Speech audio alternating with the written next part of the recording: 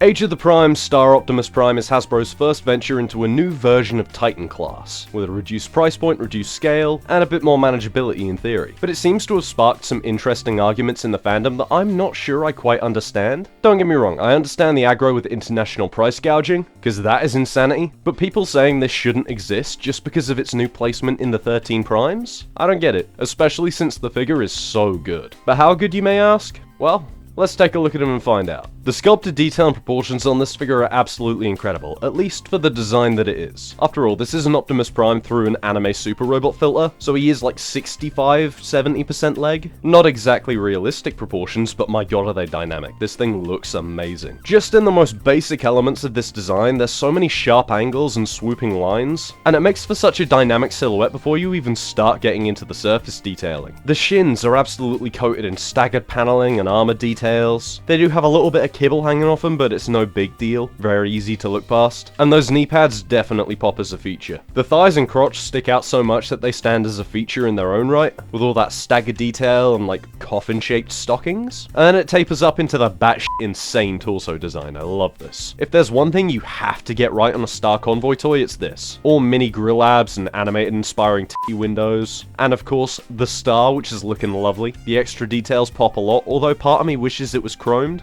You can't have everything. But it all works so well together. The arms do take a little bit of liberty. They have been substantially bulked out compared to the original design. Big square shoulder blocks instead of thin rectangular ones, I appreciate that. And then all this surface detail making the forearms pop works really well to counterbalance the obscene lower body. And then the head is unparalleled. This is so mean. All that extra detailing around the eyes, the huge swept-back antennas, and the extra head crest. This might be my favorite Optimus head I've ever seen. I have few to no complaints about the sculpt of this guy. Even the back is plenty clean, with some lovely tread detail. Although there are quite a lot of screw holes on this guy. It's not a terrible thing, but they are noticeable. I do wish there was maybe a little bit more paint on this guy. I have no complaints about the red, grey, blue, and black plastic colors on the go here, but I do wish those kibble panels on the leg could have been maybe sprayed silver. It's not that big a deal in this mode, but the alt mode kinda needed it. But that and my wish for a chrome chest aside, the rest of the paint here isn't all that bad. Between the knee pads, headlights, and shoulder tampos, there's a fair amount of yellow on this guy, which I do appreciate. And all the silver on the go is very nice and tidy. Yeah, all in all, this is a very, very nice looking robot mode. There is a very toy-like aesthetic to this thing compared to a lot of other Generations figures, which I do appreciate. He stands out in a good way, all gleamy and towering. He's a little bit aesthetically divergent from the rest of the Primes we've gotten so far, but just visually as a standalone piece,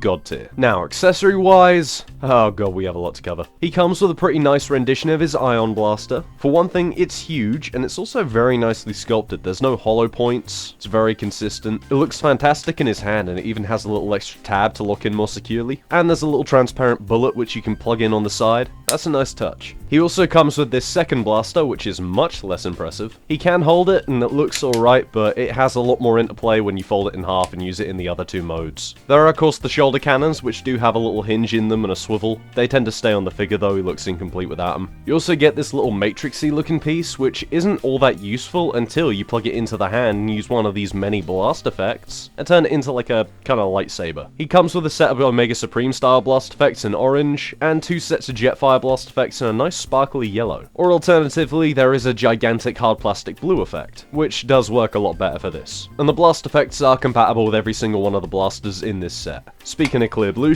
he does come with the Zodiac, which stores nicely inside his chest. It is just a little orb on a 5mm peg with a little bit of printing on it, but it's nice that he includes it. There's also the Tread unit, which I've heard some people say is supposed to be roller. Again, this has more interplay with the other modes, but you are supposed to split it apart and store it on the figure as a bulking point for the legs. He also comes with a version of the Micro Trailer. It has some nice painting and sculpting and some pinned wheels, so it rolls pretty well, but the much more interesting part is opening the back and revealing Micromaster Hot Rod in there. I'm really glad this little guy was included, especially since a lot of the more recent Titans have been excluding the little guys that come with them. The alt mode is pretty fun, he transforms pretty quickly and satisfyingly, and you get a little Hot Rod robot mode, which is a lot of fun. There isn't a whole lot of posability to him, just a little bit of the arms, a little bit of the legs, nothing at the head, body, lacking some swivels, but it's fine. This is a very small figure and it's a lot of fun. And it does have some genuinely impressive paintwork, despite its size. Love that flame tempo. Yeah, this figure is pretty packed with accessories. There might be a couple too many blast effects, although I'm never opposed to having blast effects. And the little sword piece does give them a decent amount to do, although you will get varying levels of success depending on which ones you put on there. But aside from maybe the Zodiac, none of the accessories here feel like an afterthought, which is very impressive considering just how many there are. But what might be even more impressive than that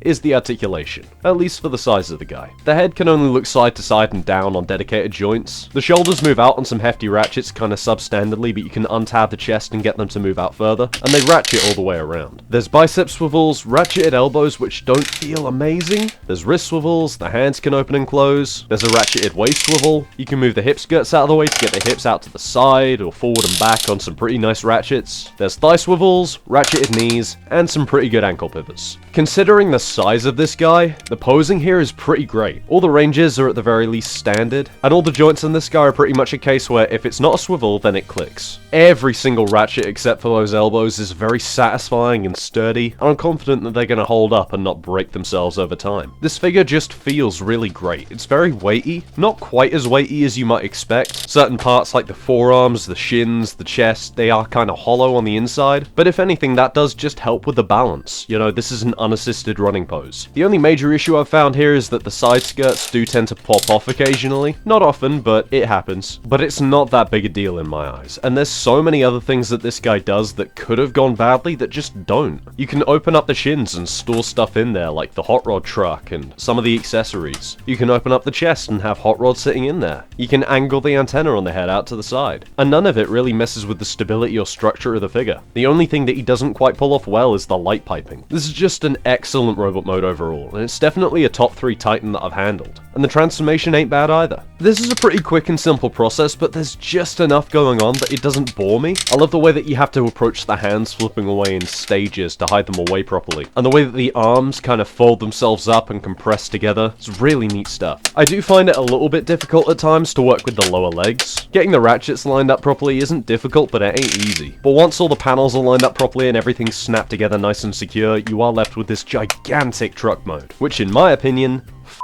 this is just a really fun slab of alt mode. This is a tidier version of Star Convoy than we've had previously. There's some extra flaps that cover things up, and it is a very consistent aesthetic apart from, you know, the giant shins on the top of the truck, but oh well, you win some, you lose some, and you can't really get rid of that. Going back to something I said before, I do wish the silver could have been continued into the full trailer. It doesn't look bad like this, but there is definitely a step. However, every single one of the grey panels does have some transforming to do, so I understand why it wasn't painted in. Still, it is a little annoying, you know? But all the same, this is just an aesthetic that I really appreciate. It's a very big, fun alt mode. And when I say big, I mean big. This thing is absolutely a two-hander. But it doesn't just sit there and look dumb and awesome. There is quite a bit you can do with it. A lot of the accessories are still usable on this thing. Of course, the front turrets are still there. There's some dedicated ports where you can store the blasters on the top and point them around in various directions. And you can open up the ramps in the back to gain access to the little truck dude and hot rod. And the 3 components of this set make for a really good playset experience, which does continue into the base mode. Transformation into this mode is just kind of halfway untransforming it back to robot, and then opening up the legs and taking a few bits off, switching it all around. It's all quite straightforward, although I do wish it had some slightly better locking tabs for this mode. A lot of it feels less than secure. But this might actually be one of the better base modes I've ever handled. Yes, it is just half of an Optimus Prime on a slab, but there's so much integration that the hot rod figure has. The little secondary truck can still go in the leg, or you can plug it on the front as a little weapon emplacement. You can sit him on this gun turret, which can then spin if you turn this dial, which is way more fun than it should be. And there's even some ports here and there so he can stand securely. I'm not going to tell you this is the base mode to end all base modes, but it is definitely one of the best that I have handled. And all in all, yeah, this is a very full-featured set. Right, that does not feel It's not the most stable thing when you're holding it like that. Let's put him back to robot.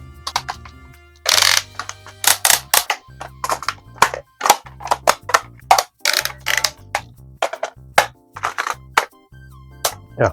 Simple, fun, f***ing chunky. That is pretty much how this guy feels. You know, this is a very simplistic toy in its nature. There's not a huge amount of moving parts. What there are, extra little bits like this to clean up. That's really appreciated, but it's not what I'm here for with this. This is here for me just because it is a gigantic gigantic, big, rigid, solid, ratcheted Optimus Prime. And it does a really good job at that. Usually when it comes to Titans, I've had quite a few at this point. This is my 4th. I would have more, but space is a big constraint for me. And that is one point where this guy really helps. You know, he is smaller. But also, this feels less daunting to mess with on camera. I did consider at one point doing this whole review on camera like this, because I figured this is just going to be too difficult to film like I normally do, but all it took was reshuffling my usual setup just a little bit, and I'm able to do it. This plays like a normal figure, just blown up a bit. And I don't mean that in such a way that, oh, it's like a big deluxe. It feels better than that. There's so much you can do with this thing, and it really does feel worth the general retail price. I am going to put this thing down for a second though, because it's hefty. But yeah, I like this thing. I really like this thing. Everything about it, right down to the box.